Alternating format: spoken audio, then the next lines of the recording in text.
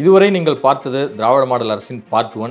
இனி 2026 நீங்கள் பார்க்க போகிறது வெர்ஷன் 2.0 அப்படிங்கிற இதில் சட்டமன்றத்தில் பேசியிருக்கிறார் முதலமைச்சர் மு க ஸ்டாலின் அவர்கள். அது அவர் கற்பனை, இங்கே கலா அந்த அளவுக்கு இல்லை. அவர் ஃபர்ஸ்ட் மேபி விஜயன அரசியல் வரதுக்கு முன்னாடி வேணா அப்படி யோசிச்சிருக்கலாம். நான் முதல்வர் திட்டத்துக்கு நீங்கள் ஒரு விளம்பரம் பண்ணீங்கல்ல, எல்லாருக்குமே பண்ணீங்க. நான் மறுபடியும் கேட்குறேன், அந்த திட்டம் நல்ல திட்டம், அதில் மாட்டுக்கிறதே கிடையாது. அந்த திட்டம் யாருக்கு தேவை? ஆஸ்பிரன்ஸுக்கு தேவை. அந்த ஆஸ்பிரன்ஸுக்கு மட்டும் கொண்டு போய் சேர்த்து தான் போதும். எனக்கு எப்படி தெரிஞ்சது, உங்களுக்கு எப்படி தெரிஞ்சது? அந்த திட்டம் இருக்குன்னு எனக்கு எப்படி தெரிஞ்சது, உங்களுக்கு எப்படி தெரியும்? அரசு விளம்பரப்படுத்தும் போது தெரியும். நான் என்ன சொல்றேன், நீங்க எவ்வளவு ஒரு எந்த திட்டத்துக்கு எந்த அளவுக்கு விளம்பரம் பண்ணீங்கன்னு இருக்கு.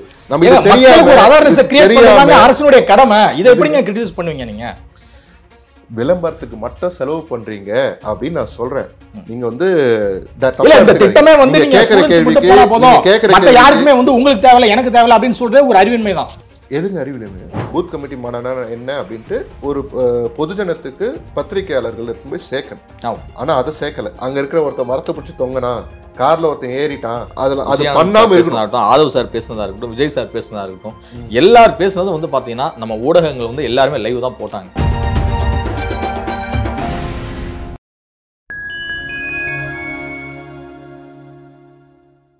ஃபைன் டைம் மீடியா நேயர்களுக்கு வணக்கம். நான் உங்கள் சங்கீத் குஹன். நம்ம சிறப்பு நிகழ்ச்சியில் நம்மோடு இணைந்திருக்கிறார் தமிழ்நாடு இளைஞர் கட்சியின் மாநில பொதுச் செயலாளர் மதிப்பிற்குரிய திரு லோகேஷ் அவர்கள். வணக்கம். வணக்கம். எப்படி சார் இருக்கீங்க? சூப்பரா இருக்கேன். நீங்க எப்படி இருக்கீங்க? நலமா இருக்கேன் சார். இதுவரை நீங்கள் பார்த்தது திராவிட மாடல் அரசின் பார்ட் 1. இனி 2026 நீங்கள் பார்க்க போகிறது வெர்ஷன் 2.0 அப்படிங்கிற இதில் சட்டமன்றத்தில் பேசியிருக்கிறார் முதலமைச்சர் மு க ஸ்டாலின் அவர்கள். 2026 திராவிட மாடல் ஆட்சி தான் தொடரும் அப்படிங்கிறது குறிப்பிட்டிருப்பது சாத்தியம்னு நினைக்கிறீங்களா? இப்படி பார்க்குறீங்க? அது அவர் கற்பனை, இங்கே கலா அந்த அளவுக்கு இல்லை. அவர் ஃபர்ஸ்ட் மேபி விஜயன அரசியல் வரதுக்கு முன்னாடி வேணா அப்படி யோசிச்சிருக்கலாம். ஏன்னா அந்த அளவுக்கு பாசிபிலிட்டி இருந்தது. ஏன்னா இங்கே ஏடிஎம்கே அந்த அளவுக்கு ஸ்ட்ரென்த்தாக இல்லாத மாதிரி ஒரு பிம்பத்தை உருவாக்குனாங்க, கட்டமைச்சாங்க. ஏன்னா அவங்களோட ஒரு சட்டமன்றத்தில் இப்போ நீங்கள் பேசுனது வெளியே வந்ததுல ஸ்டாலின், இதுக்கு பதிலாக எடப்பாடி ஏதாவது சொல்லியிருப்பார் இல்லையா, அது வெளியே வரல. ஏன் வரல? இவங்க அந்த மாதிரி ஒரு பிம்பத்தை கிரியேட் பண்ணுறாங்க. நான் அதில் பர்சனலாக இந்த விஷயத்துக்கு பார்க்குறதுக்கு முன்னாடி அது அவங்களோட வேலைகள் எப்படி இருக்குன்னு நம்ம பார்க்கணும். ஓகேங்களா? இவங்க ஆட்சியில் வந்ததுலேருந்து கவர்மெண்ட்டில் ஏதோ செய்யணும்னு நினைக்கிறாங்க. திட்டங்கள் அதுக்குன்னு சொல்லிட்டு பல வல்லுநர்களை கொண்டு வந்தாங்க. அது ஒரு திட்டத்தை ஃபார்ம் பண்ணி பிடிஆர்ன்ற ஒரு அமைச்சரை வச்சு நிறைய விஷயங்கள் செஞ்சாங்க. திடீர்னு பார்த்தா அவரே தூக்கிட்டாங்க. இன்னைக்கு வரைக்கும் அவருக்கு ஒரு போஸ்டிங் கூட, சும்மா ஒரு டம்மிக்காக போஸ்டிங் வச்சிருக்கிற பதவியில் வச்சிருக்காங்கன்னா அவரே ஒத்துக்கிறார். ஓகேங்களா? அந்த மாதிரி ஒரு கவர்மெண்ட் நடக்குது. இப்படி ஒரு கவர்னன்ஸ் கொடுத்துட்டு மக்கள் எப்படி திருப்பி இவங்க தேர்ந்தெடுப்பாங்கன்னு நம்புறது என்ன மாதிரி ஒரு பகல் கனவுன்னு தெரியல.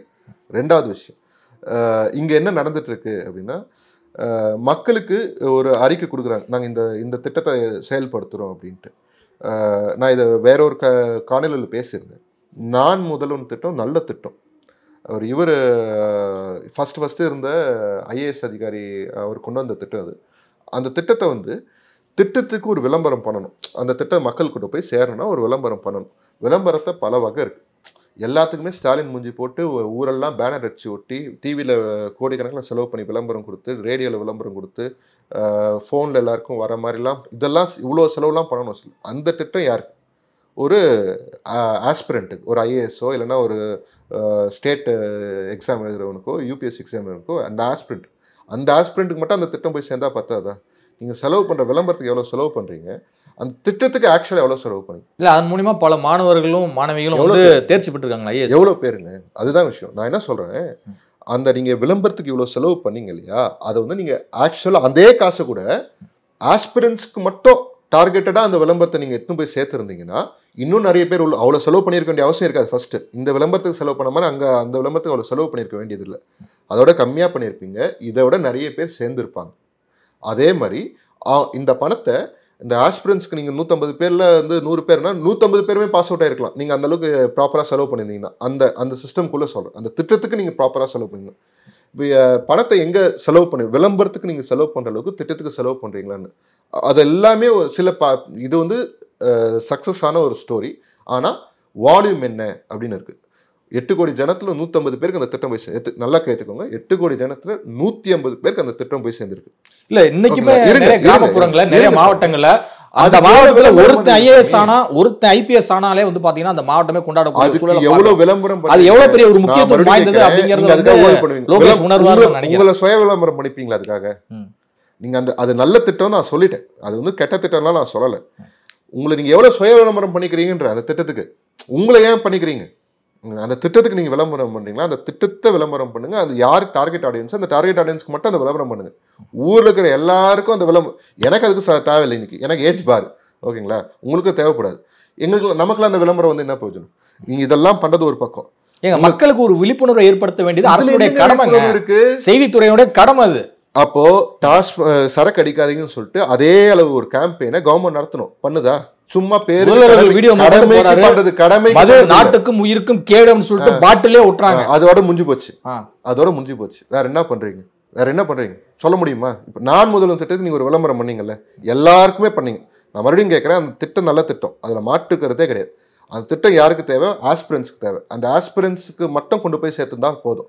பண்ண முடியும், கவர்மெண்டால பண்ண முடியும். ஒரு கம்பெனியால பண்ண முடியாது, கவர்மெண்டால பண்ண முடியாதுலாம் கிடையாது. கவர்மெண்டால பண்ண முடியும். அது எல்லாருக்கும் எடுத்துட்டு போய் சேர்த்தீங்கல்ல, கடைக்கோடியில் இருக்கிறவங்களும் இருக்கும். அந்த மாதிரி நீங்க வந்து மது வந்து நாட்டுக்கும் வீட்டுக்கும் கெடுன்னு பாட்டில் ஓட்டுறேன், சினிமாவில் வந்து ஒரு ஓரமா லைன் போடுறேன், மிஸ்டர் பொதுஜனத்துக்கு எப்படி எடுத்துட்டு போய் சேர்த்தீங்க? அவங்க வீட்டில் எப்படி எடுத்துன்னு போய் சேர்த்தீங்க? அதை ஒரு கேம்பெயின் பண்ணீங்களா? அவங்களை எடுத்துன்னு போயிட்டு மறுவாழ்வு மையத்துக்கு கொண்டு போகிறதுக்கு ஏதாவது முயற்சி எடுத்தீங்களா? அந்த மாதிரி ஏதாவது செலவு பண்ணீங்களா? கிடையாது. நான் இது ஒரு பார்ட் வைப்போம். இவங்க 1.0 2.0னா நான் பர்சனலாக என்ன பார்க்குறேன்னா, இந்த வருஷம் இந்த 5 வருஷத்தில் வருஷத்துக்கு 1 லட்ச ரூபா கடன் வாங்கினாங்க, ஓகேங்களா? அடுத்த 5 வருஷத்தில் சப்போஸ் தப்பை தவறி வந்தாங்கன்னா வருஷத்துக்கு 2 லட்சம் கோடி ரூபா கடன் வாங்குவோம். அவ்வளோதான் நான் வித்தியாசமாக பார்க்குறேன். வரத்துக்கு வாய்ப்பு இல்லை. ஏன்னா இங்கே கலநிலவரம் மாறிட்டு வருது, நாளுக்கு நாள் மாறிட்டு வருது. அது அவருங்க முதல்ல வந்து 200 வெல்வம்னு சொல்லி இருமாப்பு அப்படின்லாம் சொன்ன இது இருந்தது. இன்னைக்கு அது அப்படியே மாறி நாங்கள் வருவோம் 1.0 2.0ன்றாங்க. அப்படியே காலப்போக்கு நரேட்டிவ் செட் பண்ண ட்ரை பண்ணுறாங்க. ஆனால் மக்களுக்கு அவ்வளோ கோபம் இருக்குது சார். அதாவது இவருக்கு ஏன் வாய்ப்பு கிடைச்சதுன்னு நினைக்கிறீங்க? ஃபர்ஸ்ட் ஆஃப் ஆல் ஸ்டாலின் சாருக்கு மார்ஜினலாக வாய்ப்பு கிடைச்சது. இன்னும் பெரிய வாக்கு வித்தியாசத்தெல்லாம் அவர் ஜெயிச்சு அப்படியே இது பண்ணிடல அவர், ஓகேங்களா? மார்ஜினலாக வாய்ப்பு கிடைச்சது. ஏன் வாய்ப்புன்னா, அப்பா மாதிரி இருக்க மாட்டாரு, ஒரு நம்பிக்கை. இவரை கூப்பிட்டு வந்து பிராண்டிங்லாம் பண்ணி ஸ்டாலின் வராரு அப்படின்லாம் ஒரு பெரிய பிராண்டிங், ஒரு நம்பிக்கை உருவாக்கி. பிரசாந்த் கிஷோர் அவர் கூப்பிட்டு வரதுக்கு முன்னாடி 2019ல 39-38 சீட் ஸ்ட்ராட்டஜிஸ்டா இருந்தாங்க. அப்பயே சுனில் இருந்தாரு, எல்லாருமே இருந்தாங்க, ஓகேங்களா? இன்னும் பிரசாந்த் கிஷோர் பேர் வெளியே தெரிஞ்சது. விஜய் கூப்பிட்டு வரலையா? இன்னைக்கு யாதவ் அர்ஜுன் உள்ள வரலையா? ஏன் இருக்காங்க? இன்னைக்கு ஜான் ஆரோக்கியம் உள்ள வரலையா? இப்ப இவங்களெல்லாம் வச்சு விளம்பரம் பண்றாங்க. இவங்க எதுக்கு யூஸ் பண்ணமோ அதுக்கு மட்டும் தான் யூஸ் பண்ண, டேட்டா எடுக்கிறதுக்கு யூஸ் பண்றாரு, விளம்பரம் பண்றதுக்கு யூஸ் பண்றாரா? அதுதான் வித்தியாசம். இவங்கள செல்ஃப் ரூமிங் பண்ணிக்கிறதுக்கும் இவங்களை வந்து இவங்க முகத்தை பப்ளிசைஸ் பண்ணுறதுக்காக யூஸ் பண்ணல. ஒருத்தங்க ஒரு திறமை ஒருத்தங்க கிட்ட இருக்குன்னா அந்த டேலண்ட்டை வந்து அவங்க டேலண்ட்டை ப்ராப்பராக யூஸ் பண்ணணும். அதை விட்டு நாளைக்கு வந்து பேப்பருக்கு ஆடே கொடுக்க மாட்டார் விஜய், ஆட் கொடுக்க மாட்டாரு, சேட்டலைட் சேனலுக்கு ஆட் கொடுக்க மாட்டாரு, எங்க கட்சிக்கு ஓட்டு போடுங்கன்னு சோஷியல் மீடியாக்குலாம் ஆட் கொடுக்க மாட்டாரு. இல்ல இது புரிஞ்சிக்கல, இது தன்னை வந்து ப்ரோமோட் பண்ணிக்கிற ஒரு விளம்பரம் தான். இது தன்னுடைய கட்சிக்கு ஓட்டு போடுங்க அப்படிங்கறது நீங்க புரிஞ்சிக்கல. ஒரு நான் முதல்வன் திட்டத்துக்கு டார்கெட் ஆடியன்ஸ்க்கு போய் விளம்பரம் பண்றதுக்கு வேற, மொத்த பேருக்கு விளம்பரம் பண்ணது வேற. அதுதான் புத்திசாலித்தனம், அதுதான் சரின்ற. அந்த அளவுக்கு சரியான அளவு மட்டும் விளம்பரம் பண்ணுங்க. இல்ல நான் விளம்பரமே பண்ணக்கூடாது பர்టిక్యులர் பீப்புளுக்கு விளம்பரம் ஒரு மேட்டுமைத்தனம். நான் ஏன் விளம்பரம் பண்ணீங்க? நான் முதல்வன் திட்டம் விளம்பரத்தை டார்கெட்டா பர்టిక్యులர் பீப்புளுக்கு தான் போணும் அப்படிங்கிறது அது வந்து ஒரு மேட்டுமைத்தனம்னு நான் சொல்றேன். எதுங்க இல்லங்க, எத்தனையோ இளைஞர்கள் வந்து பாத்தீங்கன்னா பட்டியல் சமூக பழங்குடியின காலேஜ் கொண்டு போங்க, ஸ்கூலுக்கு கொண்டு போங்க அந்த திட்டத்தை, ஓகேங்களா? காலேஜ் படிச்சவங்க தான் யூபிஎஸ்சி எழுத முடியும், கரெக்டா இல்லைங்களா? காலேஜ் கொண்டு எல்லா காலேஜ்லயுமே கொண்டு போய் சேர்க்கலாமா இல்லையா? அதுக்கு மட்டும் டார்கெட் அரசு அதுக்கு முடியுமா முடியாது? காலேஜ் எல்லா காலேஜுக்கும் கொண்டு போய் சேர்க்க முடியுமா முடியாதா சார்? அதுக்கு மட்டும் பதில் சொல்லுங்க சார். அதானுங்க அரசு செஞ்சிருக்குங்க. அப்ப செய்தி மற்றும் விளம்பரத்துறை அதுதான் செஞ்சிருக்கு. எனக்கு எப்படிங்க தெரிஞ்சது? எனக்கு எப்படி தெரிஞ்சது? உங்களுக்கு எப்படி தெரிஞ்சது? அந்த திட்டம் இருக்குன்னு எனக்கு எப்படி தெரிஞ்சது? உங்களுக்கு எப்படி தெரியும்? அரசு விளம்பரப்படுத்தும் போது தான் தெரியும். நான் என்ன சொல்றேன், நீங்க எவ்வளவு எந்த திட்டத்துக்கு எந்த அளவுக்கு விளம்பரம் பண்ணீங்கன்னு இருக்கு. நம்ம இது தெரியாம அரசுடைய கடமை. இதை எப்படிங்க கிரிட்டிசைஸ் பண்ணுவீங்க? நீங்க விளம்பரத்துக்கு மட்டும் செலவு பண்றீங்க அப்படின்னு நான் சொல்றேன். நீங்க வந்து திட்டமே வந்து கேட்கிற கேள்விக்கு யாருக்குமே வந்து உங்களுக்கு தேவையில்ல எனக்கு தேவையில்ல அப்படின்னு சொல்ற ஒரு அறிவின்மை தான். எதுங்க அறிவின்மை? விளம்பரத்தை யாருக்கு எடுத்துட்டு போகணுமோ அவங்களுக்கு மட்டும் எடுத்துட்டு போங்கன்ற. இப்போ 35 வயசு ஆனவங்களுக்கு யூபிஎஸ் எழுத முடியாது. எனக்கு விளம்பரம் வந்து என்ன பிரயோஜனம்? எனக்கு அந்த விளம்பரம் வந்து என்ன? எனக்கு ஒரு விளம்பரம் வருதுன்னு வச்சுங்களேன். இப்ப என்னை சார்ந்த மக்களுக்கு, இப்ப என்னை சார்ந்த என் சொந்தக்காரங்களுக்கு நான் வந்து என் ஃப்ரெண்ட்ஸ்க்குலாம் நான் சொல்லுவேன், தெரியப்படுத்துவேன், இது மாதிரி ஒரு விஷயம் இருக்கு, இது மூலமா நீங்க படிக்கலாம், யூபிஎஸ்ல வந்து நீங்க வேலைகளை வந்து அரசாங்கம் ஒவ்வொரு மாணவருக்கும் ஏற்படுத்தி கொடுக்குது, அதனால நீங்க போய் செய்யலாம்னு நான் சொல்லுவேன். நீங்க சொல்றீங்க, நான் இந்த கேள்வி கேட்கிறேன், யூபிஎஸ்சி யார் வந்து எழுத முடியும்? காலேஜ் இருக்கிறவங்க எழுத முடியுமா இல்லை வேலைக்கு போனதுக்கு அப்புறம் காலேஜ் இருக்கவங்க எழுத முடியுமா முடியாது? காலேஜ் இருக்கிற பசங்க எழுத முடியுமா முடியாது? அவங்க தான் எழுத முடியும். ஓகே, அங்கிருந்து ஆரம்பிச்சா ட்ரை பண்ணாதான் 30 வயசுக்குள்ளேயாவது போய் சேர முடியும்ன்ற ஒரு இது அங்கதானே ஆரம்பிக்கணும். நீங்க அங்க காலேஜ் இருக்கிறவங்களுக்கு மட்டும், காலேஜ் பசங்க எல்லா காலேஜுமே நீங்க உங்க கண்ட்ரோல்ல ஆர்ட்ஸா இருக்கட்டும் எதுவானா இருக்க டீம்டு யூனிவர்சிட்டி கூட இருந்துட்டு போட்டோம், அந்த காலேஜஸ்க்கு மட்டும் போயிட்டு உங்களோட சர்க்குலர் போச்சுன்னா, கவர்மெண்ட்லேருந்து ஒரு சர்க்குலர் வருது, இந்த மாதிரி ஒரு திட்டம் இருக்குன்னு கவர்மெண்ட்லேருந்து ஒரு சர்க்குலர் வருதுன்னா அது அடுத்த நிமிஷம் அந்த காலேஜ் எக்ஸிக்யூட் பண்ணுமா பண்ணாது? ஒரு சர்க்குலர் நீங்கள் விளம்பரத்தை ஓரங்கட்டுங்க, ஒரு சர்க்குலர் போகுது, இந்த மாதிரி ஒரு திட்டம் கவர்மெண்ட் லான்ச் பண்ணியிருக்கு, இதில் வந்து என்ரோல் பண்ண விருப்பப்படுறவங்க என்ரோல் பண்ணுங்கன்னு ஒரு சர்க்குலர் போகுது, என்ரோல் ஆகுமா ஆகாது? நான் அவ்வளோதான் கேட்குறேன். நம்ம ரொம்ப காம்ப்ளிகேட்டட்லாம் யோசிக்க வேணாம். சாமி, நான் விளம்பர தொழில் இருந்தவன், ஓகேங்களா, மேன் பவர் ஏஜென்சிலேருந்து எல்லா தொழிலும் எல்லா விதமான விளம்பரத்துக்கு பாம்பே கம்பெனி வரைக்கும் விளம்பரத்தில் இருந்தவன். எனக்கு தெரியும் எந்த விளம்பரத்துக்கு எவ்வளோ பண்ணணும் அப்படின்ட்டு, ஓகேங்களா. அதனால தான் சொல்கிறேன், இந்த இதுதான் தேவையில்லாத விளம்பரம்ட்டு. ஒரு பொதுஜனத்தை நீங்கள் பாயிண்ட் ஆஃப் வியூலேருந்து சொல்கிறீங்க, எனக்கு வந்து மற்றவங்களுக்குலாம் போய் சேரக்கூடாதுன்ற அந்த மாதிரி எண்ணம் கிடையாது. அவங்களுக்கு மட்டும் தான் ப்ராப்பரானவங்களுக்கு போய் சேரணுன்றது என் பாயிண்ட்டு. அது தேவையில்லாமல் விரையும் பண்ணாதீங்கன்ற. நீங்கள் கவர்மெண்ட் விளம்பரத்தை ஒரு பக்கம், நீங்கள் ஃபோன் எடுத்தாலே விளம்பரம் தான் சாமி. விளம்பரம் இப்போது இன்ஸ்டாகிராமில் பார்க்குறாங்க, பாதி வந்து விளம்பரம் வருது, மக்கள் ஏதாவது வாங்க சொல்லி தோணினே இருக்கு, அவன் கடனாளி ஆகிறான். இதெல்லாமே உளவியல், ஓகேங்களா. நம்ம ரொம்பலாம் காம்ப்ளிகேட் பண்ணிக்கணும். அது வந்து ஒரு மார்க்கெட்டிங் ஸ்ட்ராட்டஜி. அது வந்து தேவைக்கு அதிகமாக கொடுக்கும்போது எனக்கு அது அருவருப்பு உருவாகுதுன்ற. எனக்கு தேவைக்கு அதிகமாக வந்துட்டே இருக்கு. சில பேருக்கு அது புரியாமல் அதுக்குள்ளே மாட்டிக்கிறாங்க, சில பேருக்கு வந்து அது புரிஞ்சனால அருவருப்பு ஃபீல் பண்ணுறேன். நான் அருவருப்பாக ஃபீல் பண்ணுறேன், சில பேர் அதுக்குள்ளே இன்னும் இருக்கிறாங்க. எனக்கு நான் சொல்லுவேன், நீங்கள் திட்டத்துக்கு செலவு பண்ணுங்க, அந்த திட்டம் யாருக்கெல்லாம் போய் சேரணும்னு முடிவு பண்ணுறீங்களோ அத்தனை பேருக்கு கொண்டு போய் சேருங்க. எனக்கு அதில் மாட்டுக்குது. அது செய்யறதுக்கு ஏகப்பட்ட வழி இருக்கு. ஒரு தனி கம்பெனியால் செய்ய முடியும்னா ஒரு கவர்மெண்டால் என்னென்னவோ செய்ய முடியும். நீங்கள் அதை பொதுவாக செஞ்சு அதுக்கு நீங்கள் உங்களை பிரபலப்படுத்தியதுக்காக அந்த விளம்பரத்தை செலவு பண்ணிட்டு அதில் அந்த விளம்பரத்துக்கு செலவு பண்ண காசு கூட அந்த திட்டத்துக்கு செலவு பண்ணுறதுதான் என்னோட கேள்வி. அதை மட்டும் சரி செய்யுங்கன்ற. தமிழக வெற்றி கழகத்தின் பூத் கமிட்டி கருத்தரங்கம் 2ஆம் கட்டமாக வந்து மதுரையில் நடத்த திட்டமிட்டு இருப்பதாக ஒரு தகவல் வெளியாக இருக்கு. ஸோ அப்படி பார்க்கும்போது அடுத்த மண்டலமாக வந்து தென் மண்டலத்தை குறி வச்சுட்டாரா விஜய்? இல்லை, அப்படிதான் போகுது. அவர் வந்து ஒரு சர்க்கிள் முடிச்சுட்டு வரணும் தான் பார்க்குறாரு. First meeting it was a success. நான் அது வந்து சக்ஸஸாக தான் பார்க்குறேன். ஆதவர்ஜுன் அவர் வந்து பேசும்போது நம்ம பார்த்துருப்போம். அவர் டிஎம்கேலேருந்து தான் வந்திருக்காரு, நமக்கு எல்லாருக்கும் தெரியும். அவர் சொன்னார், மற்ற கட்சியிலாம் 60 to 70% தான் அட்டனன்ஸ் இருக்கும், நம்ம இதில் 100% அட்டனன்ஸ் இருக்குன்ட்டு. அது ஒரு ஃபஸ்ட்டு விக்ட்ரியாக பார்க்குறேன். அதை தாண்டி மக்கள் அந்த ஒரு பொலிட்டிக்கல் மீட்டிங்காக விஜய் சார் வராரு, மக்கள் எந்த அளவுக்கு வரவேற்பு கொடுத்தாங்கன்னு பார்க்குறோம். இது எல்லாமே இப்போ வந்து ஒரு தமிழ்நாட்டில் 70,000 பூத் இருக்குன்னா 70,000 பூத் கமிட்டி மெம்பரையும் ஒரே இடத்துல வர வச்சு இந்த ட்ரைனிங் கொடுக்க முடிஞ்சாலும் அது வந்து எல்லாருக்கும் ப்ராப்பராக போய் சேருமான்றது சொல்ல முடியாது. இப்போ இன்னைக்கு கோவை மண்டலத்தில் நடத்துறது கூட வந்து 2 நாளாக நடத்துகிறாங்க. அவங்களோட 10 மாவட்டத்துக்கு ஒரு நாளும் 13 மாவட்டத்துக்கு இன்னொரு நாள்ன்ற மாதிரி பிரித்து நடத்துகிறாங்க. ஏன்னா ஒரு லிமிட்டட் ஆடியன்ஸ் இருக்கும்போது அவங்க எடுத்துகிட்டு போய் சேர்க்குற விஷயம் ப்ராப்பராக போய் சேரணும் அப்படின்றது பாயிண்ட்டு. அதை கோவையில் நல்லா வெற்றிகரமாக நடத்தி முடிச்சிருக்காங்க. அடுத்து வந்து சவுத் ஜோனுக்கு போகிறாங்க. அதில் மதுரையா கன்னியாகுமரியா அப்படின்ற ஒரு மதுரையிலேருந்து கன்னியாகுமரி வரைக்கும் ஏதோ ஒரு இடத்துல தான் போகணும். கன்னியாகுமரின்ற ஒரு டாக் இருந்தது, மதுரையும் ஒரு டாக் இருக்குது. அஃபிஷியல் அனௌன்ஸ்மெண்ட் வரணும். அது வரும்போது தெரிஞ்சிடும். எனக்கு தெரிஞ்சு நடக்கிறதுக்கு ஒரு 4 நாள் முன்னாடி அஃபிஷியல் அனௌன்ஸ்மெண்ட் வரும். அதுக்கான வேலைகள் பார்த்துட்டு இருக்காங்க. இப்போதைக்கு நமக்கு இருக்கிற சிக்னல் மதுரைன்ற மாதிரி தெரியுது. லெட்ஸ் வெயிட், எப்படி இருக்குன்னு பார்ப்போம். அங்கேயும் ரோட் ஷோ நடக்குமான்னு கேட்டால் நடக்காமல் இருக்கிறது நல்லதுன்னு நான் நினைக்கிறேன். ஏன் அப்படின்னா, மறுபடியும் இப்போது போன road show unplanned road show, அதில் மீடியாவில் என்ன மாதிரி நரேட்டிவ் செட் பண்ணுறாங்கன்னா, அங்கே வந்து மக்களோட எழுச்சி எப்படி இருக்குன்றதை பற்றி விவாதிக்கல, ஓகேங்களா.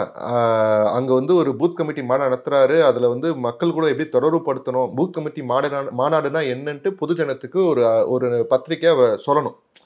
என்ன மாநாடுனா ஆக்சுவலா இதுக்கு முன்னாடி நிறைய கட்சிகள் அவங்கலாம் வந்து ஒரு செயல்வீரர்கள் கூட்டமா ஒரு 2 மணி நேரம் பிரஸ் மாநாடுனா என்ன, இது வந்து ஓப்பனா இருக்கிறது இல்ல. நான் முடிச்சிடறேன். இந்த பூத் கமிட்டி மாநாடுனா என்ன அப்படின்ட்டு ஒரு பொதுஜனத்துக்கு பத்திரிகையாளர்கள் போய் சேர்க்கணும். ஆனா அதை சேர்க்கல இல்லையா. மக்கள்கிட்ட இருக்க எழுச்சியை பத்தி போய் சேர்த்தாங்கன்னா கிடையாது. அங்க இருக்கிற ஒருத்தன் மரத்தை பிடிச்சி தொங்கினா, கார்ல ஒருத்தன் ஏறிட்டான், ஒருத்தன் வந்து கேப்பை தூக்கி போட்டா செருப்பு தூக்கி போடான்ற மாதிரி அளவுக்குலாம் பிம்பெல்லாம் வளர்த்து இந்த மாதிரி அங்கே எங்கெல்லாம் பிரச்சனை இருக்குது அப்படின்றத மட்டும் ஹைலைட் பண்றாங்க. அதில் அது பண்ணாமல் இருக்கணும். ஆதவ் சார் பேசினதா இருக்கட்டும், விஜய் சார் பேசினதா இருக்கட்டும், எல்லாரும் பேசுனது வந்து பார்த்தீங்கன்னா நம்ம ஊடகங்கள் வந்து எல்லாருமே லைவ் தான் போட்டாங்க. யாருமே வந்து தாவேகா வந்து புறக்கணிக்கலாம் இல்லை, எல்லாருமே லைவ் தான் போட்டாங்க. அதுக்கு பின்னாடி நீங்கள் என்ன அஜெண்டா செட் பண்ணுறீங்கன்னு இருக்குல்ல. எனக்கு எதுவுமே தெரியாதவனா நீங்கள் இதெல்லாம் சொல்லலாம், ஓகேங்களா. எனக்கு கொஞ்சமாவது அவங்க என்ன பேசுகிறாங்க, அதாவது கேட்கும் போதே வந்து வெளியே கூட்டம் எப்படி இருக்குது, அங்கே என்ன பிரச்சனை இருக்குது, அங்கே எல்லாம் சுமூகமாக இருக்கான்னு கேட்டால் கூட பரவாயில்ல. ஓகேங்களா, நம்ம யூஸ் பண்ணுற வார்த்தை தான் எல்லாமே. அங்கே எல்லாம் சுமூகமாக இருக்குல்ல, எல்லாமே எல்லாம் செட்டில் ஆயிட்டாங்களான்னு கேட்குறது வேற. அங்கே வந்து என்ன பிரச்சனை இருக்குது, அதுதான் தேடுறாங்க. அது ஏன் தேடணும்னு கேட்குறேன். எல்லாத்துலேயுமே பிரச்சனை இருக்குது சாமி, பிரச்சனை இல்லாமல் எதுவுமே கிடையாது. சரி, பிரச்சனை இருக்குது, அதை சார்ட் அவுட் பண்ணுறதுக்கு என்ன வழின்னு அதை நோக்கியும் போல. எனக்கு அந்த பிரச்சனையை கேட்கறது கூட பிரச்சனை கிடையாது. ஓகேங்களா, என்னோட பாயிண்ட் என்னன்னா, மக்களுக்கு நீங்கள் எதை போய் எப்படி எடுத்துன்னு போய் சேர்க்குறீங்கன்னு, அந்த மக்களுடைய எழுச்சி எடுத்துன்னு போய் சேர்த்தீங்களா, இல்லை அந்த பூத் கமிட்டியை பற்றி, பூத் கமிட்டி மானனா என்ன, பூத் கமிட்டி மெம்பர்ஸ் ஏஜென்ட்ஸோட வேலை, ஆக்சுவல் வேலை என்னன்றது இந்த மீடியாவுக்கு தெரியும், அதை எக்ஸ்பிளைன் பண்ணிங்களா? ஏன்னா இங்கே வந்து மீட்டிங்கில் வந்து விஜய் சார் பேசின வரைக்கும் காட்டினாங்க, ஆனால் ஆக்சுவல் ட்ரைனிங் காட்டல. அந்த ஆக்சுவல் ட்ரைனிங் என்ன இருக்குன்னு நமக்கு நிறைய பேருக்கு ஸ்பெகுலேஷனோட இருந்தது. ஆனால் ஒரு மீடியா நினச்சா ஒரு பூத் கமிட்டினா என்ன, அது அங்கே ஏஜென்ட்டோட ஒர்க் என்ன, இதெல்லாம் அப்படின்னு சொல்லிட்டு ஒரு ப்ரெசன்டேஷன் போட்டு பொதுமக்கள்கிட்ட கொண்டு போய் சேர்க்க முடியும்ல, அதை செய்யலாம்ல. நீங்கள் விஜய் சார் என்டோஸ் பண்ணணும்னு அவசியம் இல்லை, அதை அஜெண்டாவை கொண்டு போகலாம். அதை விட்டுட்டு என்ன பிரச்சனை இருக்குது, வா அங்கே யார் தொங்குறாங்க அதை காட்டுவோம், அதை மட்டும் திருப்பி ஃபோக்கஸ் பண்ணி காட்டுவோம். அதுக்காக நான் விருப்பப்படுறது என்னென்னா வந்து, அவர் பொதுஜனத்தை நேரில் போய் சந்திக்கிட்டோம். இப்போ மாநாட்டு கான்ஃபரன்ஸ்க்கு வராரா, நேராக கான்ஃபரன்ஸ்க்கு போயிட்டு அந்த கான்ஃபரன்ஸ் சக்ஸஸ்ஃபுல்லாக பண்ணாலே சந்தோஷம்னு நான் நினைக்கிறேன். ஏன்னா இவங்க இது இப்போ இவர் பண்ணுறது மக்கள் வர்றது தப்பு நான் சொல்ல மாட்டேன், மக்கள் வருவாங்க. ஓகேங்களா, இதை பார்த்து சின்னவர் நாளைக்கு வந்து மறுபடியும் நான் மதுரைக்கு வரேன்னு சொல்லிட்டு போயிட்டு காமெடி பண்ணுறது, இதெல்லாம் தேவையில்லாத வேலை. யாருக்கு சொல்கிறது, டிஎம்கேக்கு சொல்கிறேன். இவரே உங்கள் பல்வேறு கருத்துக்களுக்கு நன்றி சார். நன்றி.